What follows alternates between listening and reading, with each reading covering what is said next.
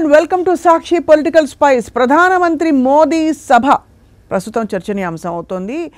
ఎట్టకేలకు వీళ్ళ ముగ్గురు కలిసి ఫస్ట్ టైం బహుశా ఈ విడతలో ఒక సభని నిర్వహించి ఏం చెప్పదలుచుకున్నారో మాత్రం అర్థం కాని పరిస్థితి విశ్లేషకులకు కూడా. మే 13 ఎలక్షన్ ఎంత సంసిద్ధంగా ఉంది ప్రతిపక్షం, ఎంత సిద్ధంగా ఉంది అధికార పక్షం, ఇదే అంశంపై మాట్లాడబోతున్నాం. చింతా రాజశేఖర్ గారు అందరికీ సుపరిచిత రాజకీయ విశ్లేషకులు మనతో ఉన్నారు. నమస్కారం అండి. రాజశేఖర్ గారు, మోదీ గారు సభ చూశాక ఏమనిపించింది మీకు? అంటే ఎన్నికల షెడ్యూల్ రాగానే పోయిన ఎన్నికల్లో మొదటి షెడ్యూల్లోనే ఫస్ట్ ఫేజ్లోనే ఆంధ్రప్రదేశ్ ఎన్నికలు జరిగిపోయింది. ఈసారి కూడా ఫస్ట్ ఫేజ్లోనే ఉంటుంది. ఇంకా కేవలం ఒక నెల మాత్రం, అంటే నోటిఫికేషన్ వచ్చిన తర్వాత నెల 35 రోజుల్లో మీకు ఎన్నికలు ఉంటాయని అందరూ ఎక్స్పెక్ట్ చేశారు. కానీ ఏపీ ఎన్నికలు తీసుకెళ్లి 4th షెడ్యూల్లో పెట్టారు. అవును, ఎప్పుడైతే 4th షెడ్యూల్లో పెట్టారో ఈ కూటమిలో నలేని ఉత్సాహం వచ్చేసింది. అవును, అంటే ప్రచారం చేసుకుని మోడీ గారు 5-6 సభలు వస్తాయి, జగన్మోహన్ రెడ్డి గారిని చీల్చి చెండాడుతారు, మనకి ఎనలేని మైలేజ్ వస్తుంది అని చెప్పేసి వాళ్ళందరూ ఎక్స్పెక్ట్ చేశారు. ఫస్ట్ ఫేజ్ నుంచి 4th ఫేజ్కి ఏపీని మార్చడానికి జనాల మూడ్ మార్చడానికి కోసమే దాన్ని అలా పోస్ట్పోన్ చేశారు అని చెప్పేసి కూడా విశ్లేషకులు కొంతమంది ఎక్స్పెక్ట్ చేశారు. కానీ నిన్న సభ చూసిన తర్వాత టోటల్గా డిఫరెంట్ ఇండికేషన్స్ వెళ్తున్నాయి. ఏ విధంగా చెప్పండి, పాయింట్ వైజ్ చెప్పండి. పాయింట్ వైజ్ 2019 ఎన్నికల్లో మోడీ గారు ఎన్నికల ప్రచార సభలో ఏం మాట్లాడారు, ఇప్పుడు ఎన్నికల ప్రచార సభలో ఏం మాట్లాడుతున్నారు. అప్పుడు తెలుగుదేశానికి వ్యతిరేకంగా, అధికారంలో ఉన్న తెలుగుదేశానికి వ్యతిరేకంగా ఏం మాట్లాడారు, ఇప్పుడు అధికారంలో ఉన్న జగన్మోహన్ రెడ్డి గారికి వ్యతిరేకంగా ఏం మాట్లాడారు. ఫస్ట్ అప్పుడు ఆ రోజున పోలవరం ప్రాజెక్ట్ని ఒక ఏటీఎం లాగా వాడుకుంటున్నారు చంద్రబాబు నాయుడు గారు అన్నారు. అంటే అవినీతి ముఖ్యమంత్రి స్థాయి వ్యక్తులు చేస్తున్నారు అని చెప్పారు. నారా లోకేష్ సన్ స్ట్రోక్ గురించి మాట్లాడారు. అలాగే యూటర్న్ బాబు, మాట మీద నిలబడని యూటర్న్ బాబు అనేది కూడా మాట్లాడారు.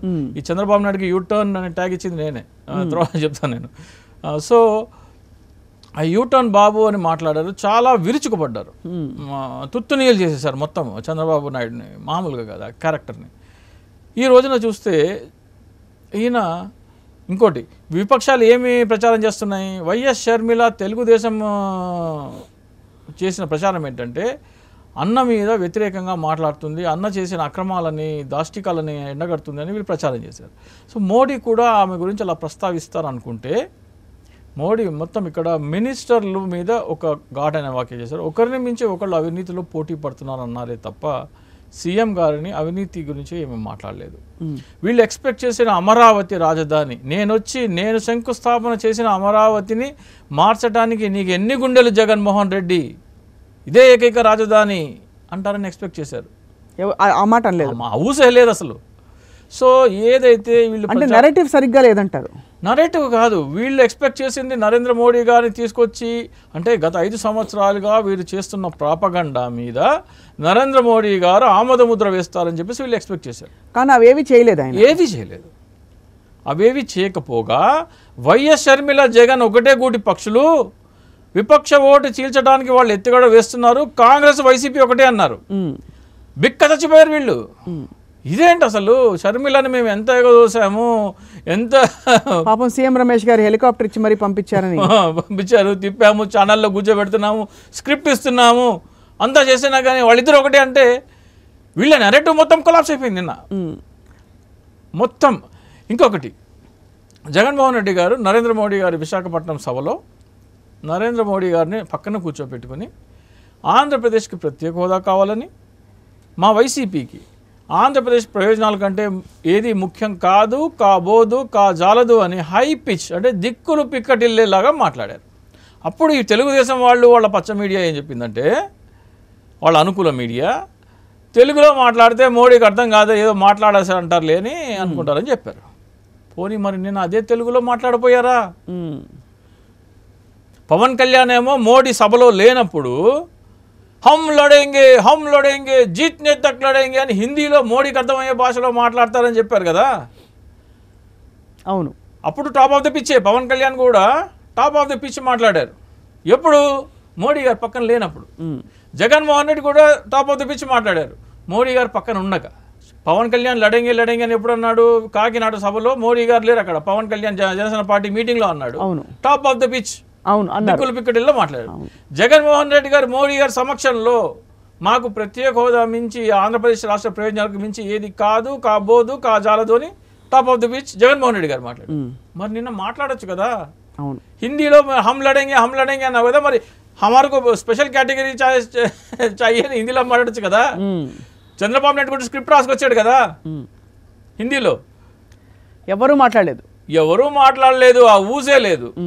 సో దీంట్లో ఆంధ్రప్రదేశ్ ప్రజలకి స్పష్టంగా ఉంది, మోడీ గారి సమక్షంలో ప్రత్యేక హోదా అడిగి అది కూడా దిక్కులు పిక్కటిల్లేలాగా గర్జించి చెప్పగల సింహం జగన్మోహన్ రెడ్డి అయితే, అవును మోడీ లేని సభలో పిల్లిలాగా నేను జబ్బలు తెరుచుకునేవాళ్ళు పవన్ కళ్యాణ్, చంద్రబాబు నాయుడు అనేది మాకు అర్థమైపోయింది. అలాగే చంద్రబాబు నాయుడు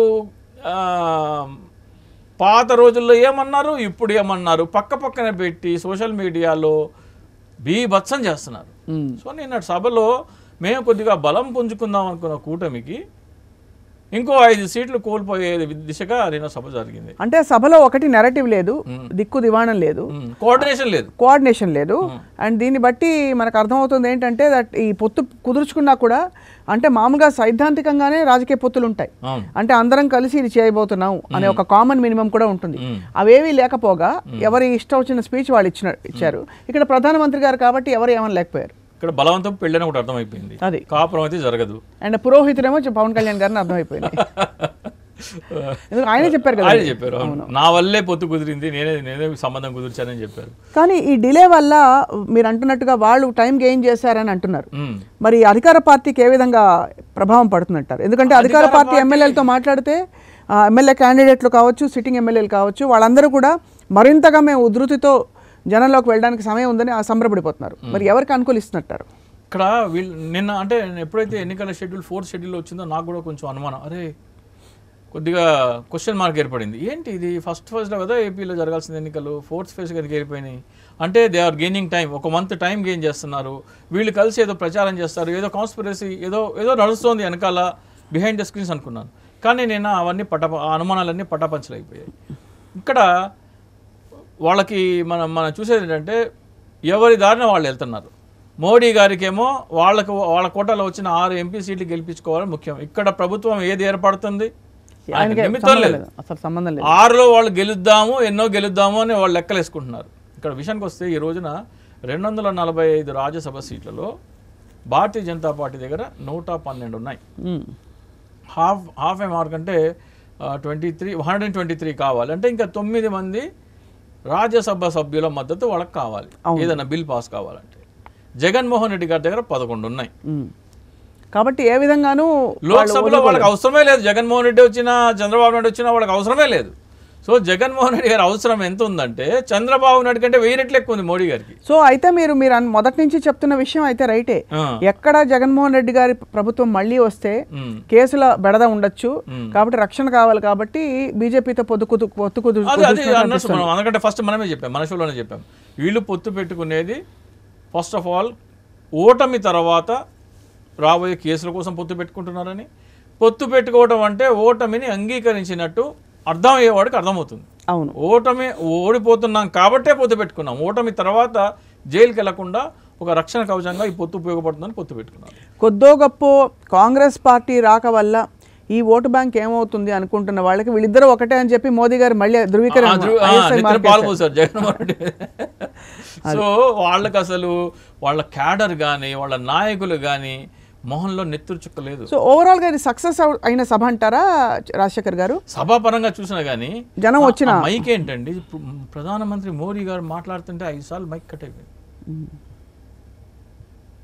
ప్రధానమంత్రి అంటే అంత నెగ్లిజెన్సా? ప్రధానమంత్రి సభ అంటే ఎంత ప్రెస్టీజియస్ తీసుకోవాలి, ప్రతి ఒక్క బాధ్యత ఒకళ్ళ దగ్గర పెట్టుకోవాలి. ఆ మైక్ సెట్ల దగ్గర జనం పడిపోతున్నారు ఆ కంట్రోల్ యూనిట్ దగ్గర.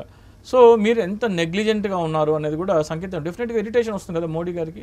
ఒక ప్రధానమంత్రి ఒక ఫ్లోలో మనమే ఇంటర్వ్యూ చేస్తుంటే పవర్ పోతే తెచ్చుకుంటాం, ఆ ఫ్లో పోతుందని. ప్రధానమంత్రి మాట్లాడుతుంటే 5 సార్లు మైక్ ఆఫ్ అయిపోతే ఆయనకి ఎంత ఇరిటేషన్ ఉంటుందండి. అవును, డెఫినెట్గా అసహనం ఆయన చూపిస్తారు. సో ఇవన్నీ చూసుకుంటే సభాపరంగా జనాలు లేరు. అవును, సభాపరంగా అంటే సభ నిర్వహించిన తీరు చూస్తే మైక్లు ఆఫ్ అయిపోవటము, జనాలు లేకపోవటము, ఇవన్నీ ఒక ఫెయిల్యూర్. అయితే మోడీ గారు ఇంతవరకు అంటే భారతీయ జనతా పార్టీ వాళ్ళు ఇంతవరకు మేము ఈ స్థానాల్లో పోటీ చేస్తున్నాము, వీరు మా అభ్యర్థులు అని ఇంకా చెప్పలేదు. నిన్న సభ చూసిన తర్వాత ఏవైనా సరే పునరాలోచించుకుంటే గనక పొత్తు రద్దయినా ఆశ్చర్యం లేదు. నిజంగానా? ఎవరు రద్దు చేస్తారు? ఎవరి ఇనిషియేటివ్? అంటే ఇక్కడ చూస్తారు జనాదరణ లేదు.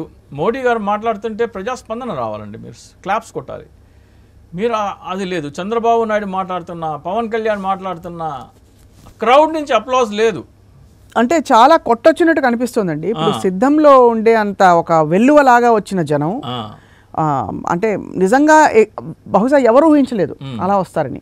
ఇంకోవైపు ఈ విధంగా ఇక్కడ జనం రావడం, స్పందన లేకపోవడం, కొట్టొచ్చినట్టు తేడా కనిపిస్తుంది కదా. మరి ఆరితేరిన పెద్ద పెద్ద అమిత్ షా గారికి, మోదీ గారికి, 40 ఏళ్ల రాజకీయ ప్రస్థానం ఉండే చంద్రబాబు గారికి ఇవన్నీ కనిపిస్తాయంటారు లేదా? ఇప్పుడు నిన్న చంద్రబాబు నాయుడు సంగతి, చంద్రబాబు నాయుడు అయితే గత్యంతరమైన పరిస్థితి అండి. నేను ఓడిపోతున్నాను అని తెలుసు, తర్వాత కేసుల కోసం కావాలి, అది మినహా వేరే గత్యంతరం లేదు, దిక్కు లేదు, గతి లేదు చంద్రబాబు నాయుడుకి. మరి పవన్ కళ్యాణ్కి ఏముందో కానీ చంద్రబాబు నాయుడు జైలుకి వెళ్తే ఈయన విలువెల్లాడిపోతాడు, 3 రాజధానుల ప్రకటన రద్దు చేస్తే ఈయన విలువెల్లాడిపోతాడు. అంటే ఏమీ లేని దానికి ఒక మెట్టు పైనే కదండి ఇది. కాదండి, పొత్తు ఒక జాతీయ అలా చూడట్లేదు నేను. ఒక తోడు దొంగలు ఇద్దరు కలిసి ఒక దొంగతనం చేస్తే ఒక దొంగని పట్టుకోగానే ఇంకో దొంగ రోడ్ల మీద పడి దొల్లుతాడు. అవును. సో చంద్రబాబుని అరెస్ట్ చేయగానే ఈయన వచ్చి రోడ్డు మీద పడుకున్న, అందుకే నా అసెస్మెంట్ అది. సో అవి తప్పించుకోవడానికి వాళ్ళకి కావాలి పొత్తు. భారతీయ జనతా పార్టీకి ఏం అవసరం? భారతీయ జనతా పార్టీ గారు, మోడీ గారు కూడా పిలిచి జగన్మోహన్ రెడ్డి గారిని ఖచ్చితంగా అడుగుంటారు అలయన్స్లోకి రమ్మని. ఈ మధ్య మొన్న కూడా అమిత్ షా గారు అన్న మాటలో తన తప్పుదని తెలుసుకున్నాడు, వాళ్ళకి కుదరదని చెప్పి అందుకే మా దగ్గరకు వచ్చాడు చంద్రబాబు అని చెప్పి అన్నారు. చూశారు కదా? అవును. సో ఇక్కడ మోడీ గారితో కలిసి వెళ్ళడానికి జగన్మోహన్ రెడ్డి గారికి 3 ప్రధానమైన అడ్డంకులు ఉన్నాయి. ఆయన ఓటు బ్యాంక్ ఒకటి సమస్య, 2 కేంద్ర ప్రభుత్వం ఆంధ్రప్రదేశ్కి ఇవ్వాల్సినవన్నీ నెరవేర్చలేదు కాబట్టి ఇక్కడ తీవ్రమైన అసంతృప్తి ఉంది. ఇంకొకటి ఆయన సింగిల్గా వెళ్తాను అనే నినాదానికి బ్రేక్ పడుతుంది. ఇంతవరకు నేను ఏదైనా సరే వన్ మ్యాన్ ఆర్మీగా ఉన్నదానికి అలయన్స్లోకి వచ్చేటప్పటికల్లా వీళ్ళు అపహాస్యం చేయడం మొదలు పెడతారు. మీరు మొన్నటిదాకా ఒకళ్ళు సింహం సింగిల్గా అన్నారు కదా, మీరు పొత్తులో వెళ్తే ఎలా వెళ్తున్నారు అని అంటారని. ఆ 3 అడ్డంకులు జగన్మోహన్ రెడ్డి గారు ఉండడం వలన మెయిన్ ఆయన vote bank is against BJP. Mood of the state Andhra Pradesh people is against BJP. ఇవన్నీ ఇక్కడ మదిలో పెట్టుకుని ఆయన నిర్ణయం తీసుకున్నారు. ఇక్కడ ఒక చాలా ఇంట్రెస్టింగ్ పాయింట్ అడగాలి. నిన్న మన విశాఖ స్టీల్ ప్లాంట్ని గురించిన రేవంత్ రెడ్డి గారి సభ కూడా చూశారు మీరు. అంటే దాదాపు ఎక్కువ నిడివి లేని క్యారెక్టర్స్ ఉంటారు సినిమాలో, వాళ్ళని పోస్టర్ మీద వేసినట్టుగా ఇప్పుడు ప్రధాన ఫైట్ కాంగ్రెస్కి బీజేపీ అన్నట్టుగా వాళ్ళు వీళ్ళని తిట్టుకుంటున్నారు. ఎందుకంటే విశాఖ స్టీల్ ప్లాంట్ ప్రైవేటీకరణ గురించి మాట్లాడే ఆ అంశం ఎవరు కూడా ఏ ప్రాంతీయ పార్టీ కూడా దాని గురించి మాట్లాడలేదు. అంటే జగన్మోహన్ రెడ్డి గారు ఏమన్నారు, ప్రైవేటీకరణ కాకుండా ఆపుతామని అన్నారు, అంతే కదా. ఇప్పుడు వీళ్ళు విమర్శించడం అన్నది ఈ పాయింట్ పెట్టుకుని ఒక సభ పెట్టి మరి విశాఖలో, అది దేనికి సంకేతం అంటారు? అంటే ఇక్కడ ఫస్ట్ ఆఫ్ ఆల్ జనాల అటెన్షన్, ఇప్పుడు కాంగ్రెస్ పార్టీ ఎంత దయనీయమైన పరిస్థితిలో ఉందంటే జనాల అటెన్షన్, వాళ్ళ కాన్ఫిడెన్స్ బిల్డింగ్ మెజర్స్లో ఉన్నారు వాళ్ళు. జనాల నమ్మకం చొరగొనాలి, జనాల నమ్మకం ఏమి చేసినా కానీ రాష్ట్ర విభజన పాపం అనేది కాంగ్రెస్ మెడలో ఉంది, అది తెంచుకోవడానికి వాళ్ళు ప్రయత్నిస్తారు. కానీ దురదృష్టం ఏంటంటే బీజేపీ కూడా రాష్ట్ర విభజనలో అంతే భాగస్వామి. అవును, కాంగ్రెస్ బీజేపీ ఇద్దరు కలిసి విడగొట్టారు, కానీ ఆ బిల్లు ప్రవేశపెట్టినందుకు కాంగ్రెస్కి ఆ పాపం ఎక్కువగా అది ఉంది. సో అది కడుక్కోవడానికి, ఆ పాపాన్ని ప్రక్షాళన చేసుకోవడానికి వాళ్ళు ప్రయత్నం చేస్తున్నారు, ఆ విధాలా ప్రయత్నిస్తున్నారు, కానీ ప్రజలు నమ్మకం చూరగొనే ప్రయత్నం లేదు. ఇక్కడ వీళ్ళు వచ్చి ఏం చెప్తారు, మా మొట్టమొదటి సంతకం ప్రత్యేక హోదా మీదే పెడతాము మేము అధికారంలోకి వస్తే అంటారు. అంటే కాంగ్రెస్ పార్టీ అధికారంలోకి వస్తే పెట్టబోయే మొట్టమొదటి సంతకం ఆంధ్రప్రదేశ్కి ప్రత్యేక హోదా అన్న అంశమైనప్పుడు, అంత ముఖ్యమైన అంశం అన్నప్పుడు రాహుల్ గాంధీ గారు మరి గత 5 సంవత్సరాలుగా లోక్సభలో మాట్లాడరే, అవును, సోనియా గాంధీ గారు మాట్లాడరే, రాజ్యసభలో ఖర్గే గారు మాట్లాడరే. మీరు అధికారంలోకి వస్తే మీరు పెట్టబోయే మొట్టమొదటి సంతకం గురించి మీరు లోక్సభలో రాజ్యసభలో నోరు విప్పట్లేదు, కానీ మీరు ఇక్కడ వచ్చి ప్రజలకి నమ్మబలకాలంటే ప్రజలు అంత పిచ్చోళ్ళేం కాదు కదా. సో ఇవన్నీ చూసిన తర్వాత కాంగ్రెస్ ఏం చేస్తుందంటే డెస్పరేట్ మూవ్లో అన్ని అస్త్రాలు వాడుతుంది, అన్ని పిచ్చుక మీద బ్రహ్మాస్త్రం వాడుతుంది. కానీ వాళ్ళు వచ్చి ఏదైనా సరే అంటే వాళ్ళు ప్రకటనలకే పరిమితమైన, ప్రత్యేక హోదా మీద గణనీయమైన పోరాటాలు వాళ్ళు చేయొచ్చు. అవును, అది పోరాటాలు చేయరు. కనీసం ఒక బ్యాడ్జీ పెట్టుకోమని నేను స్పాన్సర్ చేసే కూడా బ్యాడ్జీలు తీసుకెళ్ళి చెత్తకుండలో పడేస్తారు వాళ్ళు. అంటే వాళ్ళ కమిట్మెంట్ చెప్తున్నాను. గత 5 సంవత్సరాలలో ఊకదంపుడు ఉపన్యాసాలు మినహా వాళ్ళు చేసిన పోరాటాలు ఏమీ లేవు. షర్మిల వారు కూడా పోరాటాలు చేస్తూ ఉన్నాం, కానీ వీసమెత్తు పోరాటం చేయలేదు. ఆ ఉద్దేశం కూడా ఉన్నట్టేమీ కనపడలేదు మనకి. సో అయితే మరి మొత్తానికి ఇప్పుడు ఈ సభ నిర్వహించిన తర్వాత మీకేమనిపిస్తుంది, వాళ్ళ వ్యూహం ఏ విధంగా ఉండబోతోంది? ఇప్పుడు 5-6 అంశాలు తీసుకుని, ఉదాహరణకి వైఎస్ఆర్ కాంగ్రెస్ పార్టీ చేసిన అభివృద్ధి పనులు, చేసిన సంక్షేమ పథకాల గురించి, లేదు జరిగిన ఇతరత్ర డెవలప్మెంట్ ఏదైతే ఆంధ్రప్రదేశ్లో జరిగిందో వాటి గురించి చాటుకుంటూ ముందరకెళ్తున్నారు. ఈ ముగ్గురు పార్టీల కలయిక ఏ అంశాలు తీసుకుని ముందుకెళ్తారు ప్రామిస్ చేయడానికి? ఇప్పుడు బీజేపీ ఎజెండా ఏంటి? మీరు ఆంధ్రప్రదేశ్లో గంగలో గెలిచినా మాకు సంబంధం లేదు, మా 6 ఎంపీల్లో 2 గెలుస్తారా 3 గెలుస్తారా, మాకు ఓటేయండి. ఎన్ని గెలుస్తారు మీరు అనుకుంటున్నారండి? జీరో. అసలు ఎక్కడా స్కోప్ లేదు. బీజేపీకి ఓటేయండి ఆంధ్రప్రదేశ్లో. కాంగ్రెస్ కన్నా ఘోరమైన ద్రోహం భారతీయ జనతా పార్టీ చేస్తుంది. ఆంధ్రప్రదేశ్ ప్రజల 3 చెప్తున్నాను. నిన్న మోడీ గారి స్పీచ్ చూసిన తర్వాత మేము మీతో లేము అని టీడీపీకి వైసీపీకి ఒక ఇండికేషన్, అర్థం చేసుకున్నవాడికి అర్థం చేసుకున్నంత అని, మేము మీతో లేము, మాకు జగన్మోహన్ రెడ్డి గారు అంటే సాఫ్ట్ కార్నర్ ఉంది, మీలాగా నయవంచకుడు కాదు, ఊసరవెల్లి కాదు జగన్మోహన్ రెడ్డి అనే సంకేతం స్పష్టంగా ఆయన స్పీచ్లో కనపడింది. రైట్. చాలా అయితే మొత్తానికి గందరగోళ పరిస్థితులు. ఇంకొక నెల రోజులు పొడిగించడం వెనక ఆంతర్యం వ్యూహం ఎవరిది? అదే అర్థం కావట్లేదు. అది ఎలక్షన్ కమిషన్ నిర్ణయం అని అనుకోవాలా? ఎందుకంటే అది ఒక చట్ట సంస్థల గురించి మనం కామెంట్ చేయకూడదు కాబట్టి. అంటే యాక్చువల్లీ పోయినసారి షెడ్యూల్ ఎలా పెట్టుకుంటారంటే ప్రభుత్వాలు తాము గెలవము అనుకున్న రాష్ట్రాలన్నీ మొదటి ఫేజ్లో పెడతారు. ఎందుకంటే అక్కడ ప్రచారం చేయాల్సిన అవసరం లేదు. తాము ఇక్కడ గెలవగలము, ఇక్కడ మనం ప్రచారం చేసుకోవాలి అనుకునేవి చివరి ఫేజ్లో పెడతారు. టైట్ ఫైట్ ఉన్నవి, ప్రచారం చేసుకోవాల్సినవి, ప్రధానమంత్రి, హోంమంత్రి, రక్షణ మంత్రి వీళ్ళ సభలు ఉండాల్సిన చోట అవన్నీ చివరిలో పెడతారు. ఎందుకంటే టు గెయిన్ టైం, కొద్దిగా టైం ఎక్కువ ఉంటే ఎక్కువ ప్రచారం చేసుకుని ఎక్కువ సీట్లు గెలిచే దానికోసం పెట్టుకుంటారు. కానీ అమిత్ షా గారు మాత్రం రఫాడీ చేస్తున్నారు. అంటే ఆయన ఎక్కడ ఏ అంశం, నా జాతీయ మీడియాకి ఇచ్చే ఇంటర్వ్యూల్లో కూడా ఆయన ఎక్కడికక్కడ పంచలేసి, అంటే ఏంటి ఆ కాన్ఫిడెన్స్ రాజశేఖర్ గారు? అంటే అంటే ఇక్కడ ఎప్పుడైతే అపోజిషన్ వీక్, అంటే ఆంధ్రప్రదేశ్లో ఉన్న పరిస్థితే బీజేపీలో కూడా ఉంది.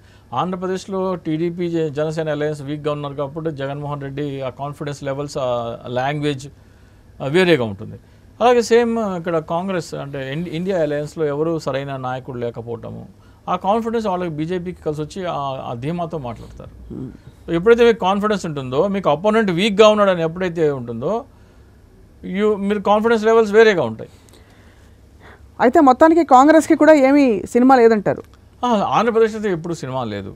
ఆంధ్రప్రదేశ్ ప్రజలు రేవంత్ రెడ్డి గారు వచ్చినా, రాహుల్ గాంధీ గారు వచ్చినా, ప్రియాంక గాంధీ గారు వచ్చినా, సోనియా గాంధీ గారు వచ్చినా కానీ ఆంధ్రప్రదేశ్లో మీరు మాటలు చెబితే ఏమీ జరగదు. మీరు పోరాటాలు చేస్తేనే ప్రజలు మీ వైపు చూస్తారు. పోరాటాలు చేసే ఉద్దేశం కానీ గత 5 సంవత్సరాలుగా నేను వెళ్ళాను, కాంగ్రెస్ పార్టీ చెప్పులరిగేలా తిరిగాను. ప్రత్యేక హోదా కోసము ప్రతి ఒక్క పౌరుడు బ్యాడ్జీ పెట్టుకోవాలి అనే దాన్ని సజీవంగా ఉంచండి అని ఒక ప్రకటన ఇవ్వమని చెప్తే, నేను వాళ్ళకి బ్యాడ్జీలు స్పాన్సర్ చేస్తే ఆ ప్రకటన ఇవ్వడానికి వాళ్ళకి ఉద్దేశం లేదు.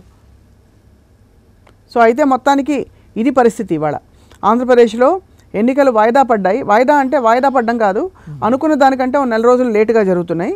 అండ్ ఇందులో ఈ పరిస్థితుల్లో అధికార పార్టీకి మరింత ఎడ్జ్ ఉంటుంటారు. మరి నిన్న సభ చూసిన తర్వాత అంటే కొద్దిగా నాకు అనుమానాలు ఉన్నాయి. నిన్నటి సభ చూడక ముందర ఇది 4వ ఫేజ్కి తీసిరేసారంటే డెఫినెట్గా ఇక్కడ మోడీ గారు క్యాంపెయిన్ చేస్తారు, జగన్మోహన్ రెడ్డి గారి మీద విరుచుకు పడతారు అనుకున్నాను నేను.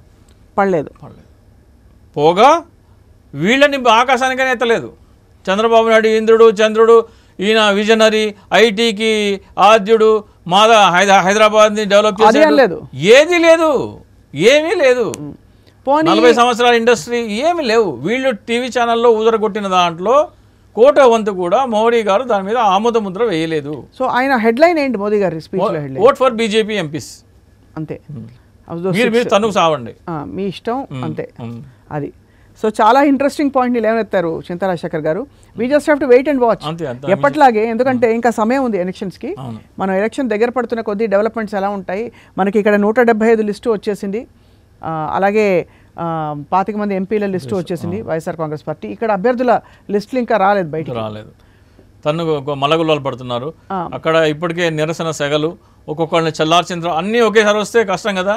మెల్లిమెల్లిగా బుజ్జగింపులు 1 by 1 చేసుకుంటూ వస్తారని చెప్పేసి జనసేన పార్టీకి డిసిడెంట్లు అంటే తలనొప్పి ఉంటుంది.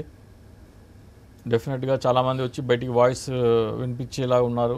పవన్ కళ్యాణ్ మీద జన సైనికులు, జనసేన పార్టీ కార్యాలయంలో పనిచేసిన వాళ్ళు వచ్చి పవన్ కళ్యాణ్ మీద పోటీకి దిగే అవకాశాలు ఉన్నాయి. పవన్ కళ్యాణ్ ఆఫీస్లో పనిచేసిన వాళ్ళు. అండ్ ఇదే సమయంలో ముద్రగడ గారు మొన్న ఆయన అదొక ఇంట్రెస్టింగ్ ఈవెంట్ అంటే హ్యాపీగా వచ్చేసారు రైట్ రాయల్గా, ఇది ఇక్కడే ఉంటాను నేను, జగన్మోహన్ రెడ్డి గారికి నేను సహకరిస్తాను. పవన్ కళ్యాణ్ నీకంటే నా ముందర లాగులో వేసుకున్న వాడివి అన్నట్టు మాట్లాడారు. నేను సినిమాలో నువ్వు హీరో అయితే నేను రాజకీయాల్లో హీరోని అని చెప్పారు. నువ్వు ప్రజల మధ్యలో ఉండకుండా రాజకీయాలు ఎందుకు చేస్తున్నావు అన్నారు. అసలు 20 సీట్లకు ఎందుకు ఒప్పుకున్నావు అన్నారు. సో జన సైనికులు ప్రజల మధ్యలో ఉన్న ప్రతి ఒక్క పాయింట్ని ఆయన లేవనెత్తారు. సో అది డెఫినెట్గా పిఠాపురం మీద ఆయన ఎస్పెషల్లీ పిఠాపురం జ్యూరిస్డిక్షన్లోనే ఉంటారు కాబట్టి ఆయన చేసిన ప్రసంగం పిఠాపురం ఓటర్ల మీద గణనీయమైన ప్రభావం చూపే అవకాశం ఉంది.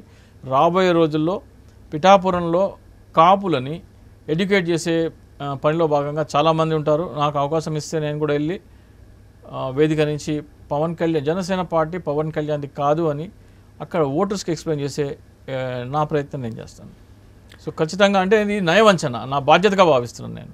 పార్టీ ఒకళ్ళు పెట్టించి కమ్మ సామాజిక వర్గానికి కాపులు ఓట్లు వేయరని పవన్ కళ్యాణ్ చేత పార్టీ పెట్టించి ఈ ఓట్లని ట్రాన్స్ఫర్ చేసుకునే ప్రక్రియ, అంటే సామాన్యుడి భాషలో చెప్పాలంటే కాపు ఓట్ల కోసం కాపుల చేత కమ్మవారు పెట్టించిన పార్టీ జనసేన. పవన్ కళ్యాణ్ నడవడిక చూస్తే, పవన్ కళ్యాణ్ వ్యవహార శైలి చూస్తే, ఆయన తీసుకునే నిర్ణయాలు చూస్తే, నాకు సలహాలు ఇవ్వద్దు, నాకు వ్యూహాలు నాకు వదిలేయండి, ఈ మాటలన్నీ చూస్తే నాయకులందరినీ కొంతమందిని పార్టీలోకి తీసుకొచ్చి గత ఎన్నికల్లో వాళ్ళందరినీ బయటికి పంపిన వైనము, ఎవరిని లెక్క చేయని వైనము, నేను కేవలం నాదెళ్ల మనోహర్ మాట తప్ప ఎవరిని వినను అని ఇవన్నీ బేరీజు వేసుకుంటే కళ్ళకు కట్టినట్టు స్పష్టంగా కనబడుతుంది. ఇది కాపు ఓట్ల కోసం కాపుల చేత కమ్మవారు పెట్టించిన పార్టీ అని స్పష్టంగా అర్థమవుతుంది. అదే స్పష్టంగా అవుతుంది. గత 4-5 సంవత్సరాల నుంచి నేను చెప్తున్నాను కాన్స్టెంట్గా. సో అది ప్రజలకు ఎక్స్ప్లెయిన్ చేసే దిశగా నా కృషి నేను చేస్తాను. అలాగే పవన్ కళ్యాణ్ తన కష్టార్జితం బోలిశెట్టి సత్య గారు ఆయన బయటపడ్డారు. నన్ను కనీసం పిలిచి మాట్లాడలేదని మీకు నొప్పి తగిలినప్పుడు అనిపించింది. కానీ మరి ఇతరుల గురించి ఆ జేడి లక్ష్మణ గారి గురించి, చింతల పార్థసారథి గురించి, వాళ్ళందరూ పార్టీకి రాజీనామా చేసినప్పుడు మీరేం చేస్తున్నారు? జేడి లక్ష్మణ గారికి వ్యతిరేకంగా క్యాంపెయిన్ నడిపించింది జనసేనలో బోలిశెట్టి సత్య కదా. సో ఏంటంటే ఇక్కడ మనకి నొప్పి తగిలేదాకా ఎవరికి అర్థం కాదు అది. సో మొత్తానికి గందరగోళ రాజకీయాలు ఈసారి రసవత్తరమైన ఎన్నిక జరగబోతోంది రాజశేఖర్ గారు. సో ఇంకా ఎన్నికలబోయే ఇది last nail on coffin of Janasena కావచ్చు, లేకపోతే జనసేన అండ్ టీడీపీ కూడా కావచ్చు. రైట్ సార్, వేచి చూద్దాం. Thank you for your analysis. నమస్కారం.